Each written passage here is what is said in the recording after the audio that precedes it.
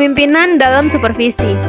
Kepemimpinan dalam supervisi merupakan proses mempengaruhi, mendorong, mengajak, menggerakkan, dan menuntun orang lain dalam proses kerja agar berpikir, bersikap, dan bertindak sesuai dengan aturan yang berlaku dalam rangka mencapai tujuan yang telah ditetapkan. Sasaran pertama kami. Pendidikan adalah usaha sadar yang dengan sengaja dirancang untuk mencapai tujuan yang telah ditetapkan. Pendidikan bertujuan untuk meningkatkan kualitas sumber daya manusia. Salah satu usaha untuk meningkatkan kualitas sumber daya manusia ialah melalui proses pembelajaran di sekolah. Dalam usaha meningkatkan kualitas sumber daya pendidikan, guru merupakan komponen sumber daya manusia yang harus dibina dan dikembangkan terus-menerus.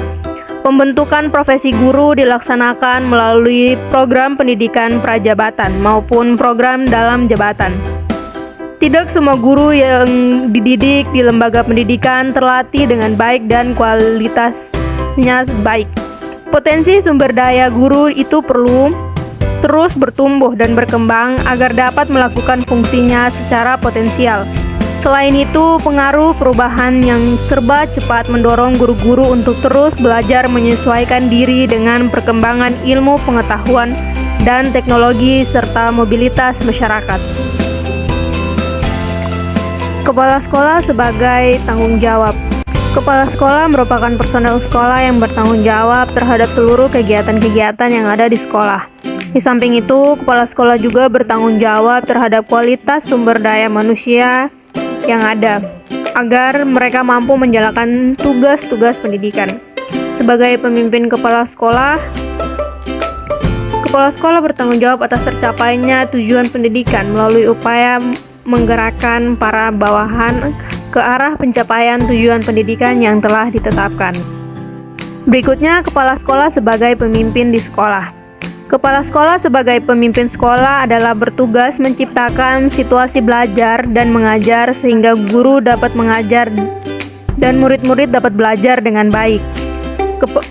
Sebagai kepala sekolah, memiliki tanggung jawab melaksanakan administrasi sekolah sehingga tercipta situasi belajar mengajar yang baik dan melaksanakan supervisi sehingga kemampuan guru-guru meningkat dalam membimbing pertumbuhan murid-murid. Karena dengan adanya kepala sekolah tersebut, situasi belajar mengajar di sekolah menjadi kondusif. Fungsi kepala sekolah sebagai pemimpin di sekolah. Yang pertama sebagai perencanaan, yang kedua pengorganisasian, yang ketiga pengarahan, yang keempat pengkoordinasian, yang kelima pengawasan. Poin C. Kepala sekolah sebagai supervisor. Supervisi adalah satu tugas pokok dalam administrasi pendidikan, bukan hanya merupakan tugas pekerjaan para inspektur maupun pengawas saja, melainkan juga tugas pekerjaan kepala sekolah terhadap pegawai-pegawai sekolah.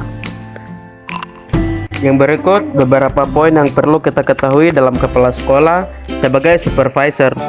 Yang pertama ada supervisi, dan yang kedua ada prinsip-prinsip, dan yang ketiga ada faktor-faktor yang mempengaruhi keberhasilan supervisi. Poin berikut ada syarat-syarat kepala sekolah. Poin pertama, memiliki ijazah yang sesuai dengan ketentuan atau peraturan yang cukup ditetapkan oleh pemerintah. Dan yang kedua, mempunyai pengalaman kerja yang cukup, terutama di sekolah yang sejenis dengan sekolah yang dipimpinnya. Dan yang ketiga, mempunyai sifat kepribadian yang baik, terutama sikap kepribadian yang diperlukan bagi kepentingan pendidikan. Dan yang keempat, mempunyai keahlian yang luas dan pengetahuan yang luas, dan terutama mengenai bidang-bidang pengetahuan pekerjaan yang diperlukan bagi sekolah yang dipimpinnya. Dan yang kelima, mempunyai ide dan inisiatif yang baik untuk kemajuan dan pengembangan sekolah.